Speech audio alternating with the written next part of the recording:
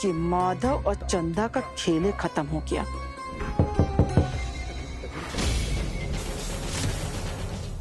इतनी रात को कौन हो सकता है?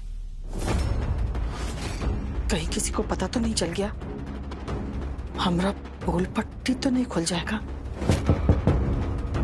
कौन है? हम है रानी दीदी।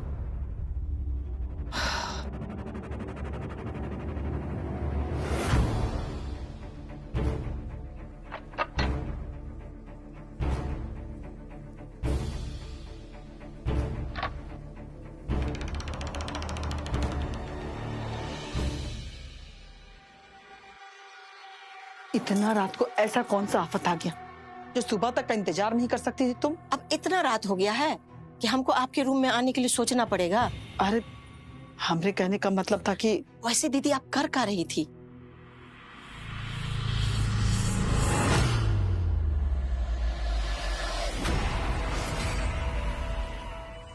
अपना नया गहना देख रहे थे सब। इतना सारा जेवर यहाँ रखे हैं दीदी। अरे चिंता की कोनो बात नहीं। हमरे कमरा में बिना हमरे अनुमति की कोई आता है का? हाँ ये बात तो है, किसी का हिम्मत नहीं है कि यहाँ पे आ जाए। ये बात भी तुम ठीक कह रही हो, लेकिन फिर भी सावधानी बरतने में कोनो बुराई है का? हाँ दीदी। दीदी आगे का? आगे का? का मतलब आगे का? मतलब कि माधव को रास्ते से निकाल दी, चंदा आपके कब्जे में है, जेवर भी आपको मिल गया है, आगे का प्लानिंग है और हमरे लिए का निर्देश है? सबसे पहले तो ई मातमी माहौल का खत्म होने का इंतजार, उसके बाद जब सब लोग अपने अपने काम में व्यस्त हो जाएगा तो चुपके से जाकर के सारा जेवर को बेच देंगे। सब जेवर बेच दीजिएगा? अरे नहीं रे पगली, थोड़ा बहुत रखेंगे। लेकिन दीदी जो थोड़ा बहुत रखिएगा और कोई पहचान लिया तो, और मान लीजिए चंदा देखी हुई होगी तो फिर क्या कीजिएगा? ये बात तो तुम एकदम में सही कह रही हो रानी। अब एक ही रास्ता है हमारे पास कि वो गहना को तोड़वा करके हम दूसरा गहना बनवा लें, कोई पहचान ही नहीं पाएगा। हाँ ये ठीक रहेगा। अब तो बस यही पता करना है हमको कि आखिर इतना सारा जेवर कौन खरीदेगा। दीदी एगो बात बोले? बोलो। इस सारा जेवर ना दूसरे शहर में जाके बेच दीजिए। वो काहे? काहे कि यहाँ पे तो सब आपको पहचानता है, और जब से ये माधो का कांड हुआ है सबको पता है कि माधो का जेवर का एक बैग था जो लुटेरा लूट के ले गया है। अब इतना महंगा महंगा जेवर जाइएगा बेचने के लिए, किसी को शक नहीं हो जाएगा? और कोई जाके पुलिस को खबर कर दिया, अब पुलिस छानबीन करते हुए यहाँ पहुँच गया, आपको पकड़ लिया, आपके साथ साथ हम भी पकड़ा जाएंगे, और फिर कोई पुराना केस भी खुल गया, तब फिर क्या होगा? बस कर। अरे तुमको पगला के रख दी। वैसे तुम सही कह रही हो रानी, ये बात तो हम सोचबे नहीं किए थे। और आप हमको मूर्ख बोलती हैं। अरे हमरी छुटकी, देखो तुमको जो मूर्ख समझेगा ना वो खुद ही मूर्ख रहेगा। अब तो खुश? हाँ दीदी। अब वो सब छोड़ो और गहना रखने में हमारी मदद करो। चलो। हाँ दीदी।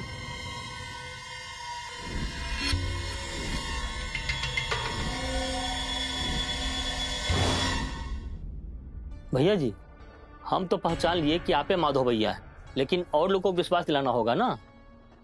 खाली बचपन का कहानी सुना के काम नहीं चलेगा।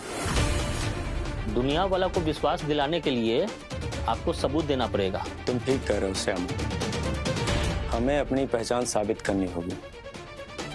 कहें कि हमारे परिवार को हमारी जरूरत है, हमारी पत्नी चंदा को हमारी जरूरत है, हमारे बाबूजी को हमारी जरूरत है। कैसे भी हो हमें वहां जाना ही होगा, उनको मनाना होगा, जिससे वो लोग अपने दिल में हमें जगह दें। वो कैसे भैया जी?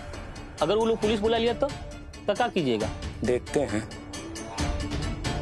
अपनी पहचान साबित करने के लिए चाहे हमें कुछ भी करना पड़े, हम करेंगे।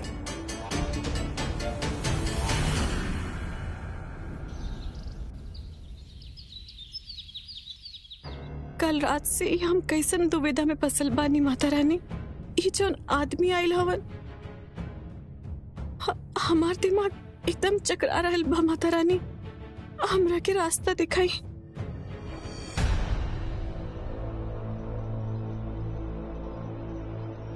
भाभी, रुद्र भैया,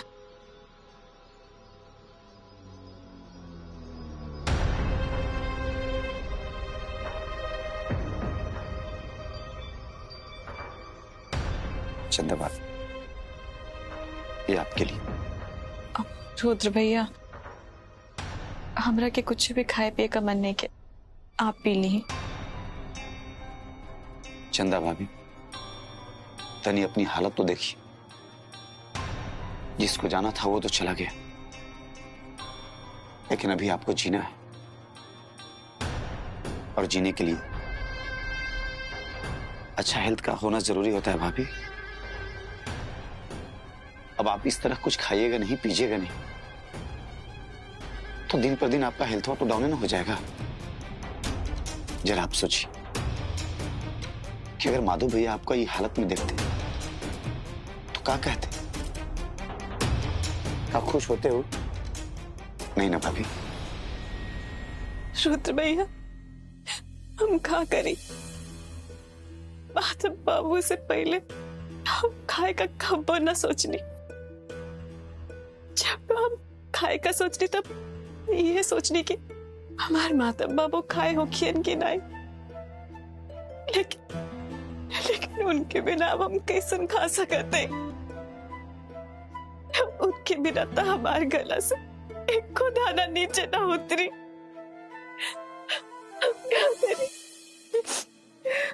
भाभी, आप पर जो बीत रहा है ना, हम समझ सकते हैं, पर इस तरह तो आप बीमार ना पड़ जाइएगा। ज्यादा ना सही, कुछ तो खाइए प्लीज भाभी। हमको आप माफ कर दीजिए, हम आपके साथ बहुत गलत किए थे, हमको आपके साथ वैसा नहीं करना चाहिए था। माधव भैया के गुजर जाने के बाद हम रोज भगवान से प्रार्थना करते हैं कि माधव भैया हमको माफ कर दे।